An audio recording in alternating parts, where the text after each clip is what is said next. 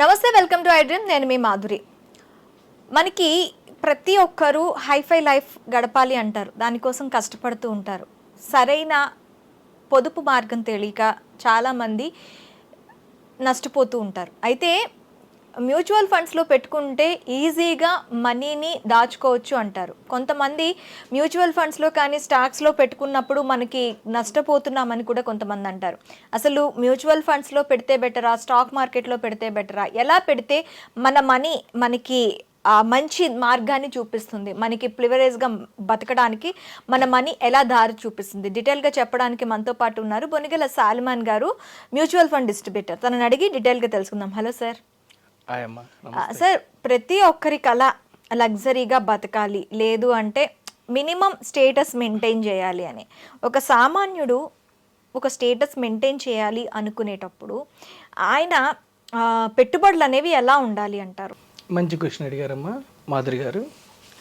ఇప్పుడు చూడండి అమ్మా, మనము పదే పదే ఏం చెప్తున్నామంటే ఈక్విటీ మ్యూచువల్ ఫండ్స్లో పెడితే ఒక సామాన్య మానవుడు కూడా దీర్ఘకాలంలో ధనవంతుడు అవుతాడని చెప్తున్నాం. ఈ సెన్సెక్స్లో ఎవరైతే 45 ఏళ్ల పాటు పెట్టారో, అంటే 79లో పెడితే 100 రూపాయలు, ఈరోజు 82,555, అంటే ₹1,00,000 పెట్టిన వాళ్ళకి 45 ఇయర్స్లో 8,55,00,000 అయింది. ఎన్ని ఒడిదుడుకులున్నా ఇక్కడ మీరు గమనించాల్సింది ఏమిటంటే అమ్మా, టాప్ మోస్ట్ 30 కంపెనీస్ మన ఇండియన్ ఎకానమీకి సూచిక. ఓకే, భారతదేశం యొక్క ఆర్థిక ప్రగతికి సూచిక ఇది. సో 14.5, అరౌండ్ 14.50% రిటర్న్స్ ఇచ్చింది. అయితే ఎవరైతే 45 ఏళ్ళ నుంచి పెట్టారో ఎఫ్డీలో 8% వచ్చింది, గోల్డ్లో 8.5% వచ్చింది, ఇన్ఫ్లేషన్ ద్రవ్యోల్బణం 7%. అయితే మనం ఈక్విటీ మ్యూచువల్ ఫండ్స్ని ఎందుకు ప్రమోట్ చేస్తున్నామంటే అమ్మా, ఇప్పుడు సెన్సెక్స్ స్టాక్స్లో కూడా కొన్ని స్టాక్స్ డౌన్ అయిపోయి సెన్సెక్స్ నుంచి బయటికి వెళ్ళిపోయినాయి, నష్టాలు వచ్చిన స్టాక్స్ కూడా ఉన్నాయి. సెన్సెక్స్లో ఏమిటి, ఏదైతే స్టాక్ పడిపోతుందో అది బయటికి వెళ్ళిపోతుంది, మళ్ళీ రైజ్ అవుతున్న స్టాక్స్ లోపలికి వస్తుంది. సో మనము టాప్ స్టాక్స్ని పిక్ చేసుకోవటం కొంచెం కష్టం. అలాంటప్పుడు ఈక్విటీ మ్యూచువల్ ఫండ్స్ ద్వారా మనం పిక్ చేసుకుంటే ఈక్విటీ మ్యూచువల్ ఫండ్స్లో దీర్ఘకాలంలో 12 to 15% రిటర్న్స్ వచ్చినాయి. ఓకే. అయితే అమ్మ మాధురి, ఇప్పుడు మనకి భారతదేశంలో ప్రజలు అయినా కానీ ఈక్విటీస్లో ఎందుకు, ఈక్విటీస్ అనేది ఎసెట్ క్రియేటర్ అని మనం ప్రూవ్ చేయబడింది. మీరు గూగుల్లోకి వెళ్ళి సెన్సెక్స్ రిటర్న్స్ అని కొట్టండి, నేను చెప్పింది వస్తుంది. మరి ఎందుకు భయపడుతున్నారు అంటే, స్టాక్ మార్కెట్లో ఒక సెగ్మెంట్ ఏమిటంటే F&O, ఫ్యూచర్ అండ్ ఆప్షన్స్. ఇది కాంట్రాక్ట్స్, ఇది స్టాక్స్ కాదు.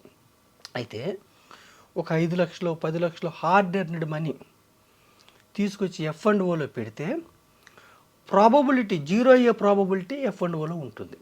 ఓకే. మొత్తం వైట్ వాష్ అయిపోతుంది. ఒక్కొక్కసారి జనరల్గా చాలామంది ఏం చేస్తారంటే స్టాప్ లాస్ పెట్టుకుంటారు డబ్బులు పోకుండా.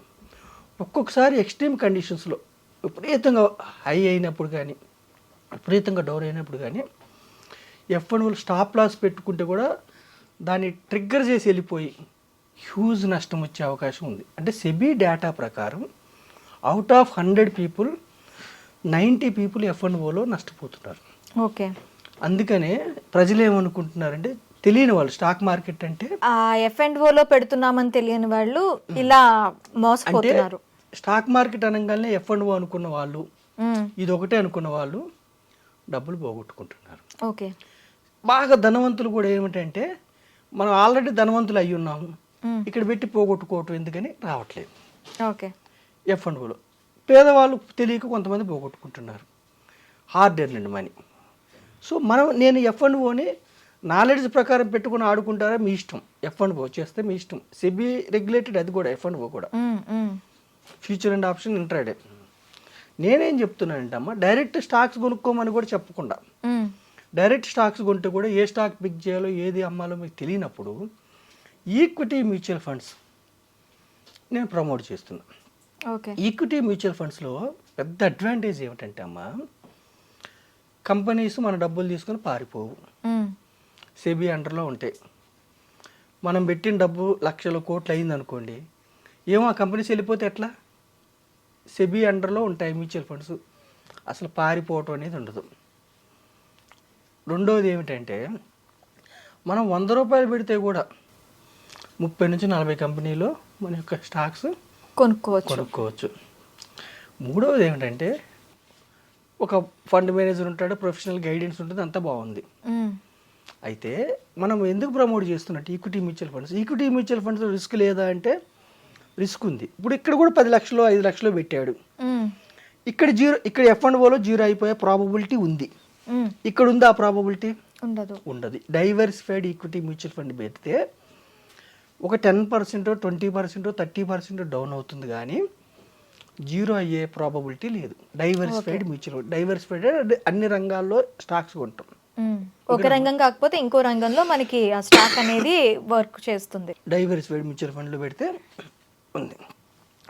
తర్వాత ఏమిటంటే, మనం ఈక్విటీస్ని ఎలా అర్థం చేసుకోవాలంటే అమ్మా, షార్ట్ పీరియడ్ ఈక్విటీస్ వాలటిలిటీ బాగా ఉంటుంది, రిస్క్ ఉంటుంది. వాలటిలిటీ అంటే ఇప్పుడు 82,000 ఉంది సెన్సెక్స్. ఒక 6 నెలల కోసం 1 ఇయర్ కోసం పెడితే అది మళ్ళీ 80,000కి రావచ్చు, 78కి రావచ్చు, 75కి కూడా రావచ్చు. దీర్ఘకాలంలో వాలటిలిటీ తగ్గిపోయి మీకు ఫ్రెండ్ అవుతుంది. స్టాక్ మార్కెట్ అనేది దీర్ఘకాలం పెడితే ఫ్రెండ్ అవుతుంది. ఇప్పుడు F&O ఏంటి? కాంట్రాక్ట్స్. అవి 1 వీక్కి, 1 మంత్కి, 2 మంత్స్కి, 3 మంత్స్కి ఎక్స్పైర్ అయిపోతుంది కాంట్రాక్ట్. అక్కడ స్టాక్స్ ఏ ఉండవు. ఈ ఈక్విటీ మ్యూచువల్ ఫండ్స్ ఏంటంటే దీర్ఘకాలంలో మీకు ఫ్రెండ్ అవుతుంది. ఎలా చెప్తున్నామంటే, ఇది కూడా చరిత్రే. ఎవరైతే సెన్సెక్స్లో 20 ఏళ్ల పాటు పెట్టారో, అమ్మ 79లో సెన్సెక్స్ స్టార్ట్ అయింది, 79లో సమ్ అమౌంట్ పెట్టి 20 ఏళ్ళు అంటే 99లో చూస్తే నెగిటివ్ రిటర్న్ లేదు. అలా ప్రతి సంవత్సరం 80లో పెట్టి 2000లో చూస్తే నెగిటివ్ రిటర్న్ లేదు. అలా 24 సందర్భాలు ఇప్పటివరకు లెక్కేస్తే, అలా 24 సందర్భాలు ఇప్పుడు చూస్తే, అంటే రోల్ బ్యాక్ రిటర్న్స్ అంటారు. అంటే ఏ సంవత్సరం అన్నా పెట్టండి సెన్సెక్స్లో మనీ 20 ఏళ్ల పాటు ఉంచుకుంటే నెగిటివ్ రిటర్న్ రాలే ఇంతవరకు.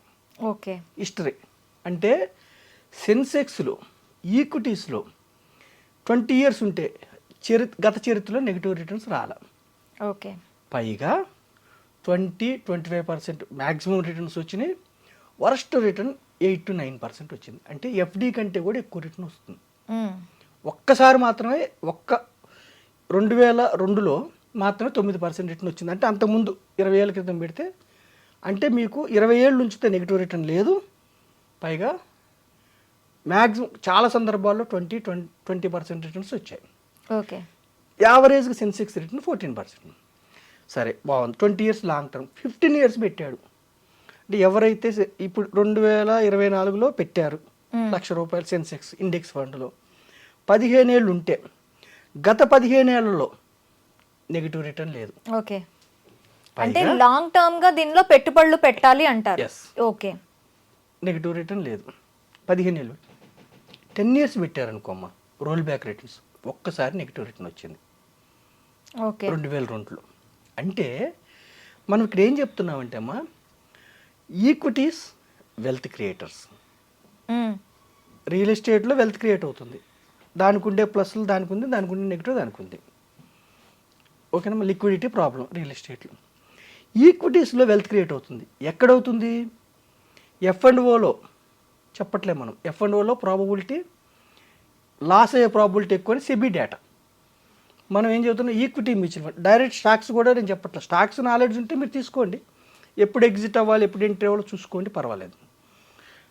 ఈక్విటీ మ్యూచువల్ ఫండ్స్ అంటే పార్ట్ ఓనర్షిప్. కంపెనీస్లో పార్ట్ ఓనర్షిప్.